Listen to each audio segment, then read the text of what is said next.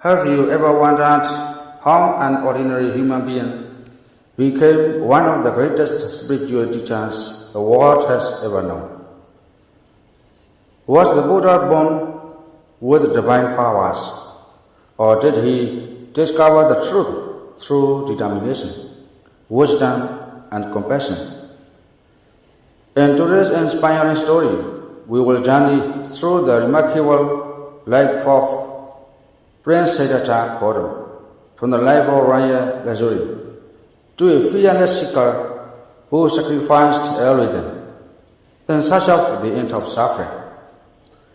He studied under famous teachers, practiced extreme austerities, overcome countless challenges, and finally discovered the middle path that led to perfect enlightenment beneath the Bodhi tree.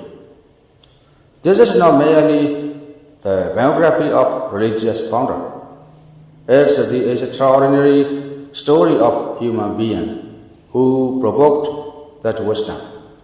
Compassion and liberation are attainable through one's effort. His timeless message has inspired billions of people for over 2,500 years and continue to guide those seeking peace, happiness, and freedom from suffering.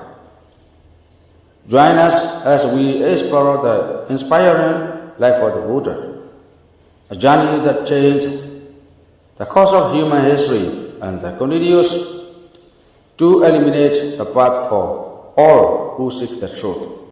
Who is a Buddha? A Buddha is one who has attained Bodhi.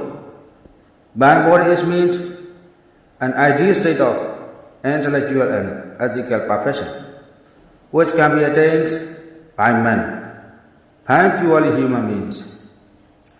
In order to make clear how the Buddha attained Bodhi, let me narrate a brief summary of the Buddha's life. About 623 years before the Christian era, there was born in Lumbini Park, in the neighborhood of Kapilavatthu, now known as Bhattacharya, in the district of modern Nepal, an Indian Sejong prince. Siddhartha Gautama by name, to mark the spot as the birthplace of the greatest teacher of mankind, and as a token of his reverence for him. The Emperor Ashoka in 239 BC erected a pillar bearing the inscription, "Here was the enlightened one born."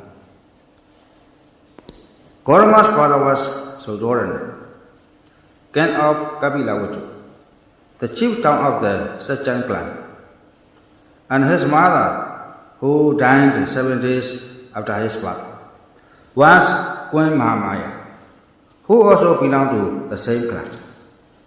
Under the care of his maternal aunt, Prajapati Gautami, Siddhartha Gautama spent his early years in ease, luxury, and culture. At the age of 16, he was married to his cousin, Yasodhya, the daughter of Sogabuddha, the king of Devadaha, and the her son named Rahula. For nearly 13 years, Siddhartha led the life of luxurious Indian prince, seeing only the beautiful and the pleasant. In his 29th year, however, the truth gradually dawned upon him, and he realized that all, without exception, were subject to birth, decay, and death, and that all worldly pleasures were only a prelude to pain. Comprehending thus the universality of sorrow, he had a strong desire to find the origin of it, and a panacea for this universal sickness of humanity. Accordingly, he renounced the world and donned the simple garb of an ascetic. Wandering as a seeker after peace, he placed himself under the spiritual guidance of two renowned Brahmin teachers, Alara and Uddaka. The former was head of a large number of followers at Vaisali and was an adherent of Kapila, the reputed founder of the Shastra system of philosophy, who laid great stress on the belief in Atma, the ego. He regarded the disbelief in the existence of a soul as not intended towards religion. Without the belief in an eternal immaterial soul, he could not see any way of salvation. Like the wine bat, when liberated from its trap, the soul, when freed from its material limitations, would attain perpetual release. When the ego discerns its immaterial nature, it would attain true deliverance. This teaching did not satisfy the Bodhisattva, and he quitted Alara and placed himself under the tuition of Uddaka. The latter also expatiated on the question of I, but laid greater stress on the effects of karma and the transmigration of the soul. The Bodhisattva saw the truth in the doctrine of karma, but he could not believe in the existence of a soul or its transmigration. He therefore quitted Uddaka also and went to the priests officiating in temples to see if he could learn from them the way of escape from suffering and sorrow. However, the unnecessarily cruel sacrifices performed on the altars of the gods were revolting to his gentle nature. And Gautama preached to the priests the futility of atoning for evil deeds by the destruction of life, and the impossibility of practicing religion by the neglect of the moral life. Wandering from Vaisali in such a better system, Siddhartha went to many a distinguished teacher of his day. But nobody was competent to give him what he earnestly sought. All the so-called philosophers were groping in the dark. It was a matter of the blind leading the blind, for they were all immersed in ignorance. At last, Siddhartha came to a settlement of 5 pupils of Uddaka, headed by Kaundinya, in the jungle of Uruvela, Niyakaya, and Magara. There, he saw these 5 keeping their senses in check, subduing their passions, and practicing austere penance. He admired their zeal and earnestness, and to give a trial to the means used by them, he applied himself to mortification. For it was the belief in those days that no salvation could be gained unless one led a life of strict asceticism. So he subjected himself to all forms of practicable austerities, Adam vigil to vigil, and penance to penance.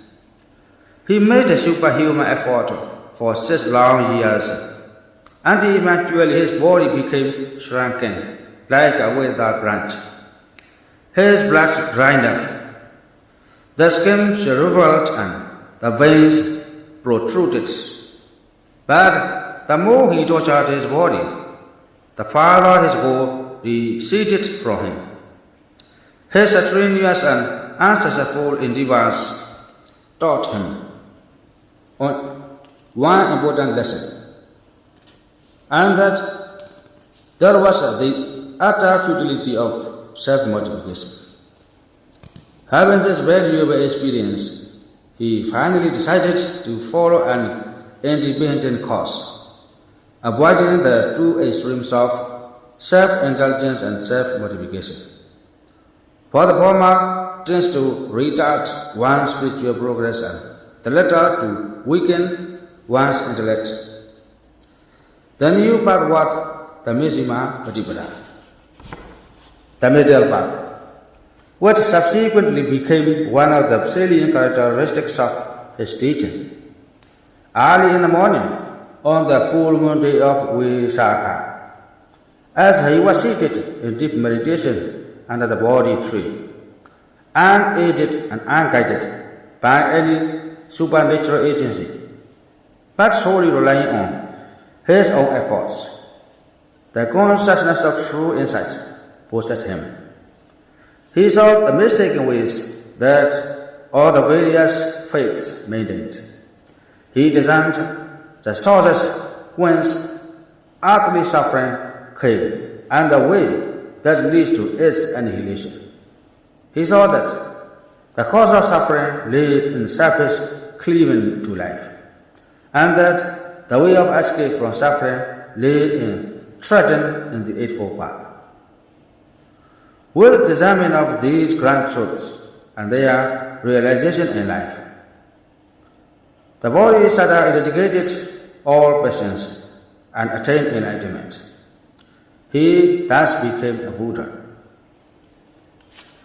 Having attained Buddhahood, the supreme state of perfection, he devoted the remainder of his precious life to serving humanity, both by example and precept, without any personal motive whatsoever. In order to deliver his first sermon, the Buddha started for Benares, which has been famous for centuries at the center of religious life and thought. On his way, he met one of his former acquaintances, Upaka, a Jain monk, who, being struck by his majestic and joyful appearance, asked, "Who is the teacher under whose guidance you have renounced the world?" The Buddha replied, "I have no master. I am the perfect one. The Buddha, I have attained peace. I have attained nirvana. To found the kingdom of righteousness, I am going to Benares. There I shall light the lamp of life for the benefit of those who are enshrouded in the darkness of sin and death." Upaka then asked, "Do you profess to be Jina, the conqueror of the world?" The Buddha replied, "Jinas are those who have conquered self and the passions of self, and those alone are Vedas who control their passions and abstain from sin. I have conquered self and overcome all sins. Therefore, I am the Jina."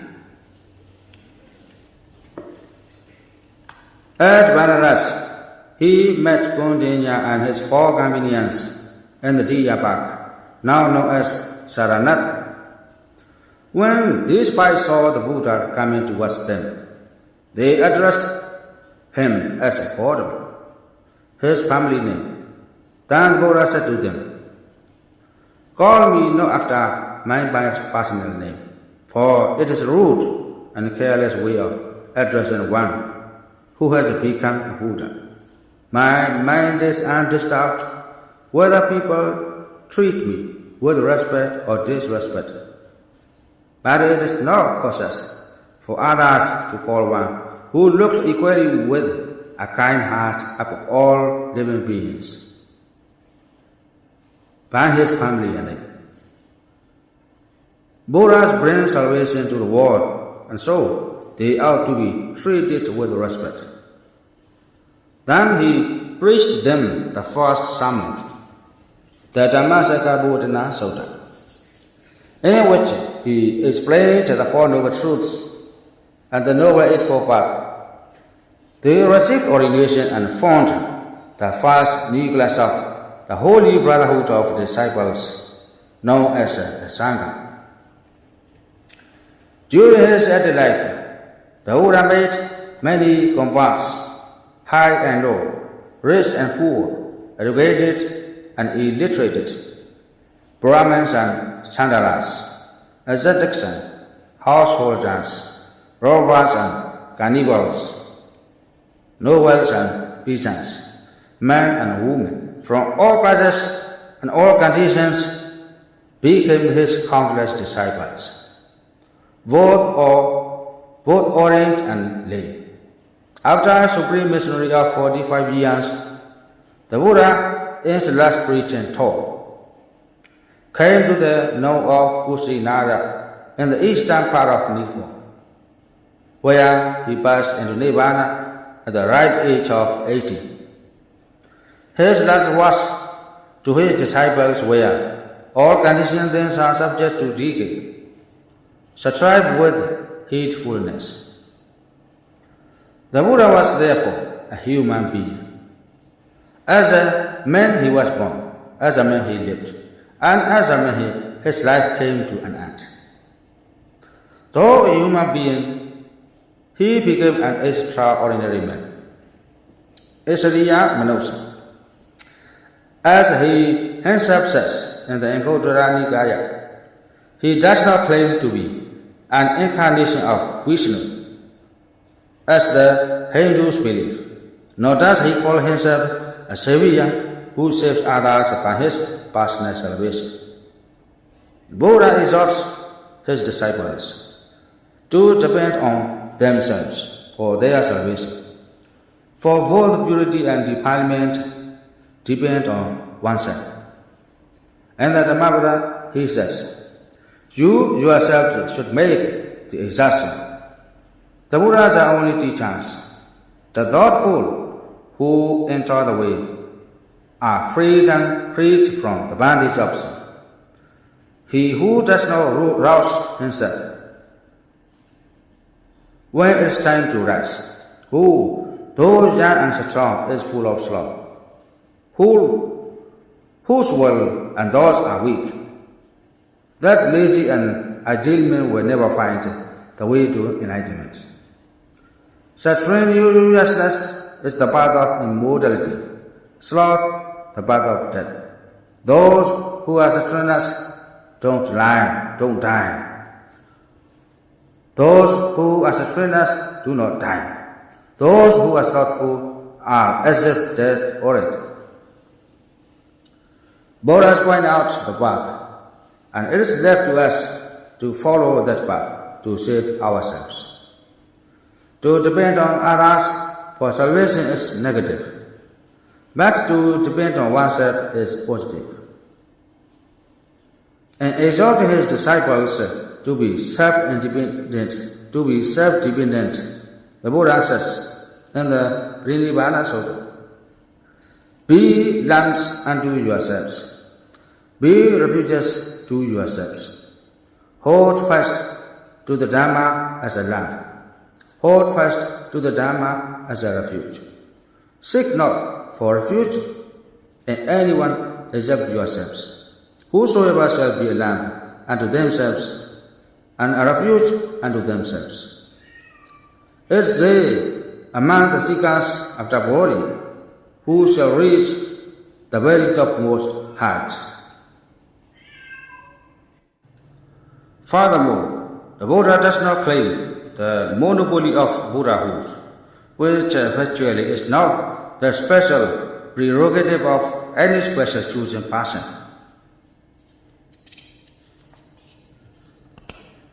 He reached the highest possible state of perfection, to which any person could aspire, and he revealed the only straight path that leads thereto. According to the teaching of the Buddha, anybody may aspire to that supreme state of perfection, if he makes the necessary exertion. Thus, instead of disheartening his followers and reserving that exalted state only for himself, the Buddha gave encouragement and inducement to follow his noble example. The teaching founded by the Buddha is known in English as Buddhism. The life of the Buddha is not just an inspiring biography. It is a timeless guide for anyone seeking wisdom, peace, and purpose. Here are some of the most valuable lessons we can learn. Greatness comes from personal effort, not from birth. Although Siddhartha Gautama was born a prince, he became the Buddha not because of his royal status, but through unwavering determination, wisdom, and compassion. Our Father depends more on our actions than our background. True happiness cannot be found in wealth or luxury alone. Despite living in a place filled with comfort and pleasure, Prince Siddhartha Gautama realized that material possessions could never protect anyone from aging, sickness, and death. Lasting happiness comes from inner peace, not external possessions. Never stop searching for the truth. The Bodhisattva did not blindly accept the teachings of famous teachers. He carefully examined them, kept what was true, and respectfully left what was incomplete. We should also think wisely and seek the truth with an open and discerned mind. Learn from failure instead of giving up. 6 years of severe ascetic practices did not lead to enlightenment. Instead of becoming discouraged, the Buddha transformed that failure into wisdom and discovered a better way. Every setback can become a stepping stone to success. The Buddha discovered that both self-indulgence and self-torture are obstacles to true happiness. The middle path teaches us to live with balance, moderation, and wisdom in every aspect of life. Real victory is the victory over oneself. The greatest battle is not against other people, but against greed, hatred, and delusion within our own minds. Conquering ourselves brings the highest and most lasting victory. Wisdom grows through calm and mindful reflection. The Buddha attained enlightenment not through violence or force, but through deep meditation, careful observation, and profound understanding. A peaceful mind sees the truth more clearly. Compassion gives life its highest purpose. After attaining enlightenment, the Buddha could have lived in solitude. Instead, he spent 45 years teaching others out of compassion, expecting nothing in return. True greatness is measured by how much we help others. Be responsible for your own life. The Buddha taught that no one can purify another person. Teachers can show the path, but each individual must walk it. Our happiness, character, future depend largely on our own choices and efforts. Never underestimate human potential. The Buddha showed that an extraordinary human being can attain extraordinary wisdom through perseverance and right practice. His life reminds us that every person has the potential to grow, improve, and awaken. So strive with diligence every day. The Buddha's final words remind us that all conditioned things are impermanent. Rather than wasting time, we should live with mindfulness, diligence, and purpose, making every day meaningful.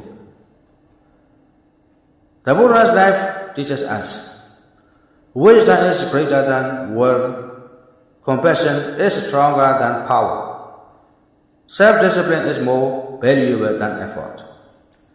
His journey reminds us that no matter who we are, where we begin, we can transform our lives through right understanding, right effort, and right action. By following the path of wisdom, morality, and mindfulness, we too can move closer to lasting peace and genuine happiness.